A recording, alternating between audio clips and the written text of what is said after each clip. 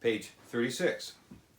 All right, so here's our next individual, Aristarchus.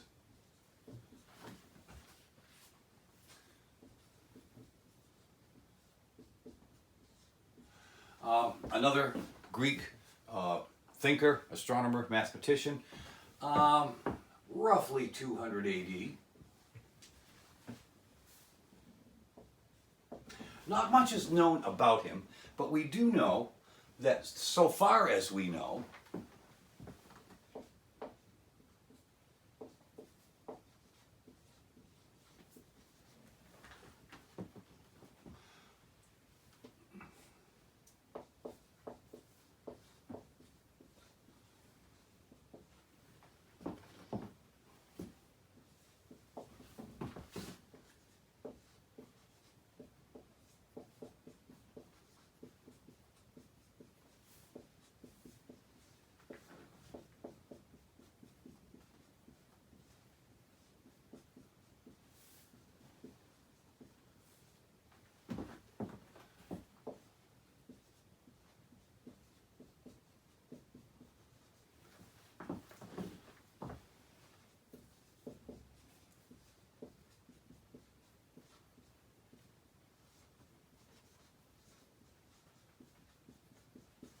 okay, Aristarchus, roughly 200 AD.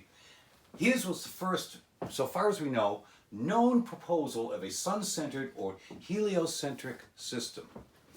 Not much of any of his actual work survives.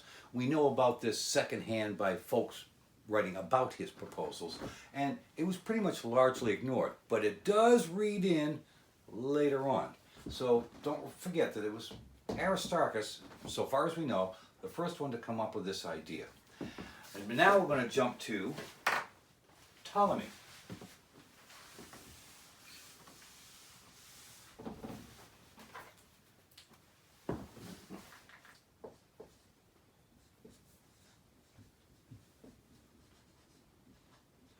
First name Claudius.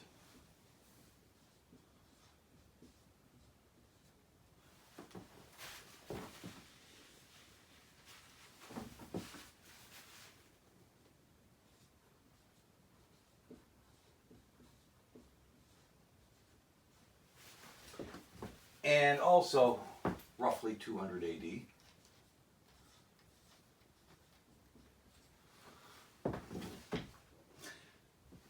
He was a Greek / Egyptian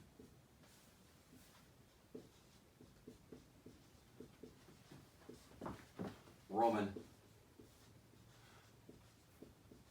astronomer.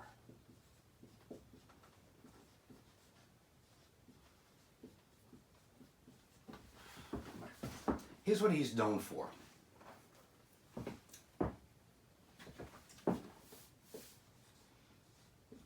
He created the most comprehensive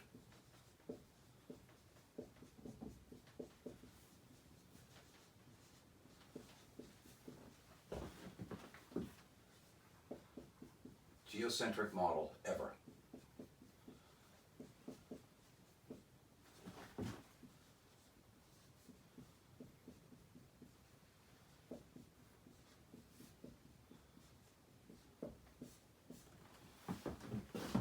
It was a masterpiece. Now, it's important to note that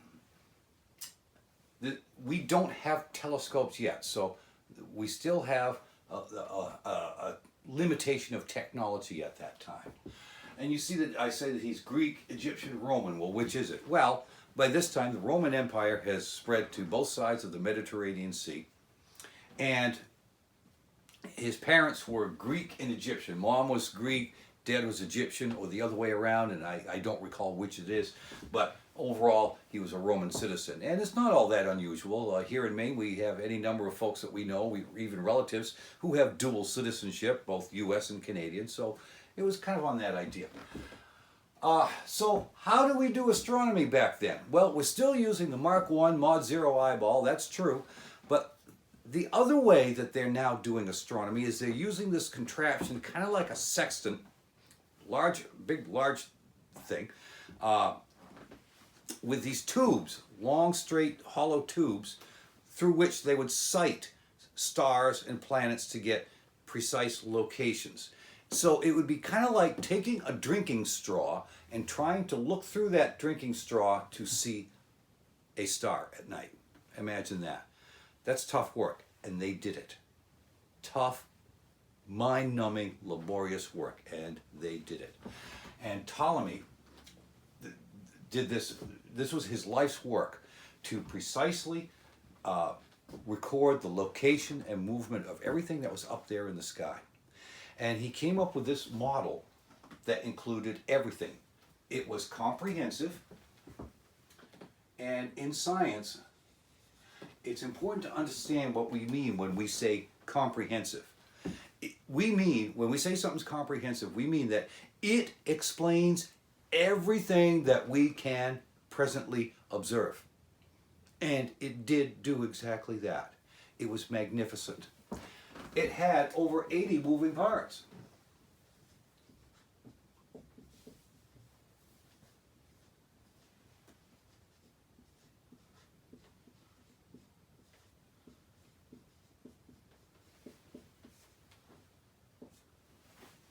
Well, to explain this, I have to pause and touch on a couple of things. First, here's this idea of planets. The word planet is derived from an ancient Greek word that means wanderer.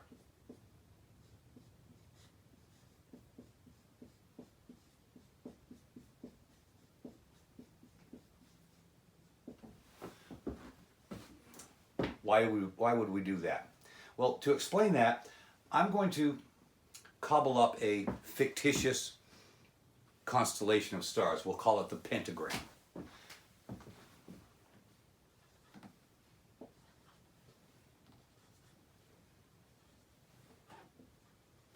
Okay, so let's say that we have 5 stars that are light years away, arranged like so.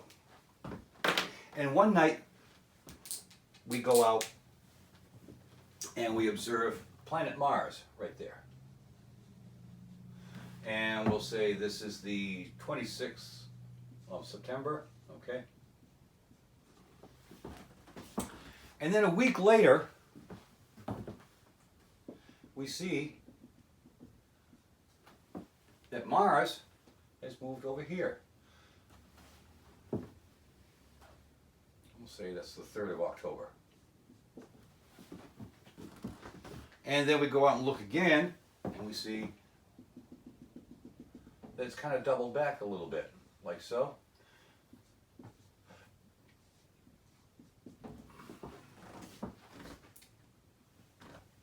And then 1 week later, we see that it's kind of resumed course, like so.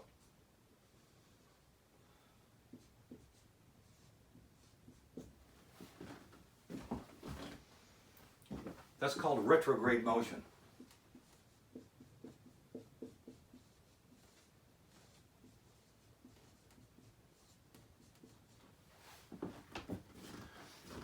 So what's going on here? Well, I'll draw a little diagram of how the planets orbit the sun to show you how. So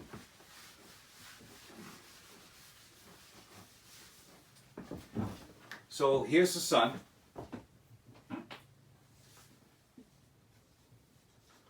And here's Earth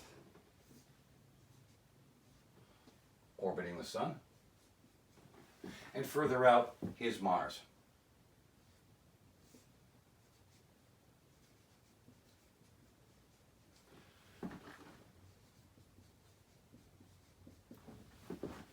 Now, we've already talked about how orbits work to the extent that we know that the closer an object is to the primary, the faster it's going to orbit. So, as time goes by, Earth is going to overtake Mars. It's kind of like if you're on the interstate and you're passing a car doing 70 miles per hour, you're doing 70 miles per hour. The car you're passing is doing, we'll say, 65 miles per hour. So you're going to pass that car. You're both going in the same direction. That is true. But relative to you, the car you're passing appears to be going backwards relative to your motion. That's what's going on here. That's why we observe these jogs in the planetary motion. Well, we know that now because we get taught that stuff. They didn't know that then. They did not know. So how does Ptolemy explain this dipsy-doodle movement of the planets? Well, according to Ptolemy, here's the Earth.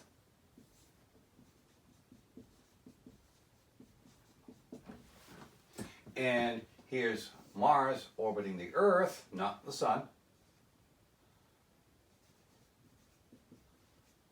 And Mars is not only going around the Earth, but it's also periodically doing this little loop-de-loop called an epicycle.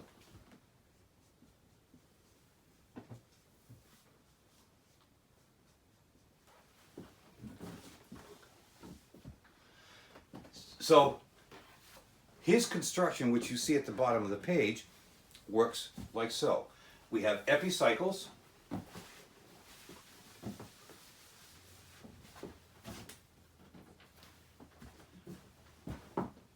Epicycles are loop-to-loop movements.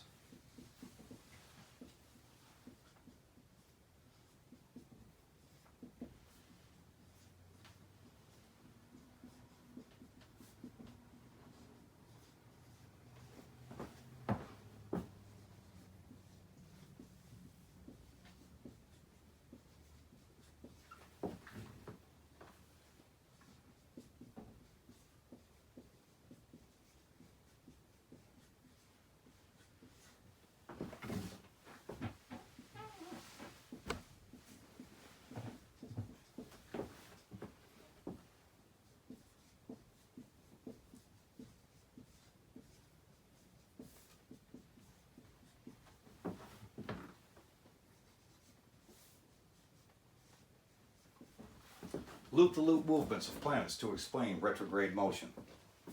They didn't call them orbits back then. They called them deferents. What is a deferent? Well,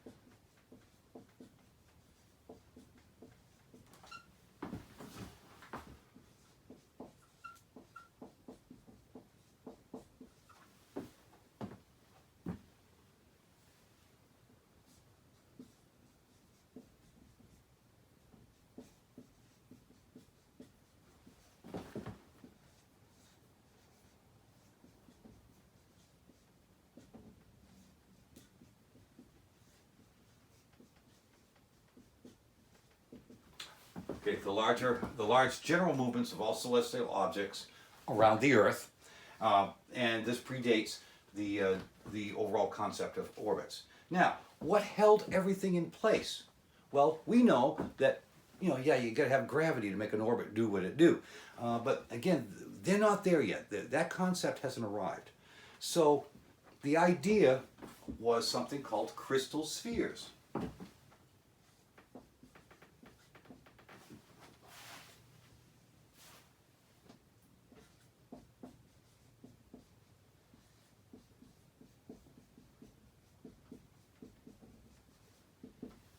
Crystal spheres, physical structures holding celestial objects in place.